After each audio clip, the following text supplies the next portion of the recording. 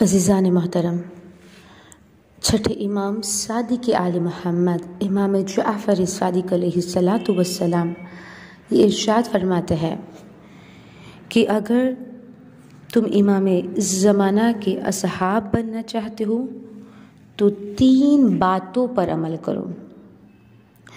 عزیزو، یہ چھٹے امام کی ایک بہت اہم حدیث ہے اور بہت بہترین حدیث بھی ہے کہ جس میں امام نے بتا دیا کہ ہمیں کون سے اعمال کرنے کہ جس سے ہم امام کے اصحاب بن جائے۔ عزیزو، ہم سب چاہتے ہیں نا کہ ہم امام کے ساتھی میں، ان کے لشکر میں شمار ہو، امام کے اصحاب ہو۔ تو چھٹے امام کہتے ہیں اگر تم چاہتے ہو کہ تم اپنی زندگی میں امام زمانہ کے اصحاب بن جاؤ تو 3 کام کرو، 3 باتوں پر عمل کرو۔ اے مولا، ہم بھی چاہتے ہیں کہ ہم امام کے اصحاب بن جائیں۔ تو سب سے پہلا عمل جو چھٹے امام نے بتا دیا، مولا کہتے ہیں کہ ظہور کی تیاری کرو، یعنی اپنے آپ کو تیار کرو، ظہور کا انتظار کرو۔ مولا کہتے ہیں سب سے پہلا ظہور کا انتظار کرو، اپنے آپ کو تیار کرو۔ عزیزو، ظہور کا انتظار کرنے کا مطلب یہ ہے، جو امام نے بتا دیا وہ یہ ہے کہ انتظار کرنا یعنی یہ نہیں کہ ہم بس خالی بیٹھے رہے، بس مولا آ جائیے۔ نہیں عزیزو، انتظار اگر ہم کر رہے ہیں تو تیاری کے ساتھ کریں، تیاری کے ساتھ، کیونکہ تیاری یعنی جیسا عزیزو اب آپ کہیں گے کہ تیاری یعنی کیسے؟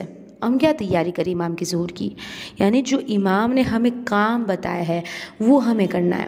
جس چیز سے ہمیں امام نے روک لیا، مولا کہہ رہے یہ حرام ہے، رک جاؤ، تو بس ہمیں رک جانا ہے، ہمیں وہ کام انجام ہی نہیں دینا۔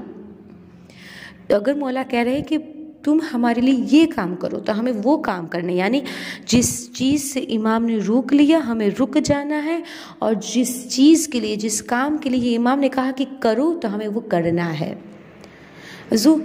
اگر ہم کوئی سفر پہ جاتے ہیں، ٹریولنگ پہ جاتے ہیں، تو اس ٹریولنگ پہ جانے سے پہلے، سفر پہ جانے سے پہلے ہم لوگ پہلے تیاریاں کرتے ہیں، ہم ایسے ہی سفر پہ نہیں چلے جاتے، ٹھیک ہے؟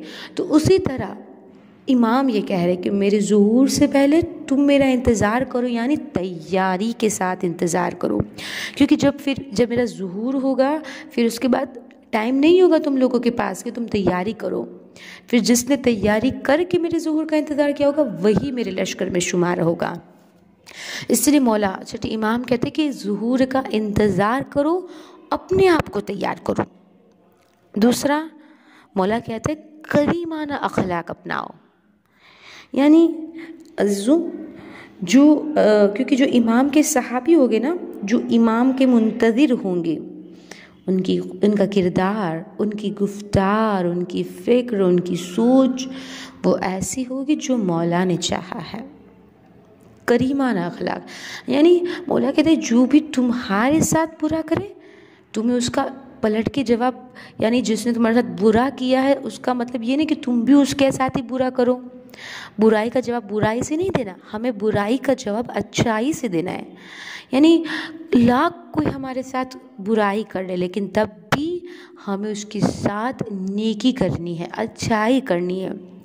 کریمانہ اخلاق، مولا کہتے ہیں کہ تم اپنے اخلاق کو چینج کرو۔ آج عزیزو دیکھیے اخلاق کی، کردار کی کتنی کمی ہے ہم لوگوں کے اندر۔ ذرا سا کوئی ہمیں کچھ کہہ دے، ہم تو پھر اس سے، اگر کوئی ہمیں 1 بات سنا دے تو ہم اسے 10 باتیں سنا دیتے ہیں۔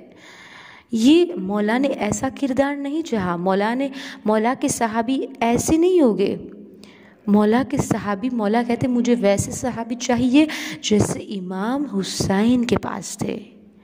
کربلا والوں کا عزیزو ہم اگزامپل دے سکتے ہیں، کتنا بہترین اخلاق تھا، اور اسی اخلاق کی وجہ سے وہ امام حسین کے صحابی بنے تھے۔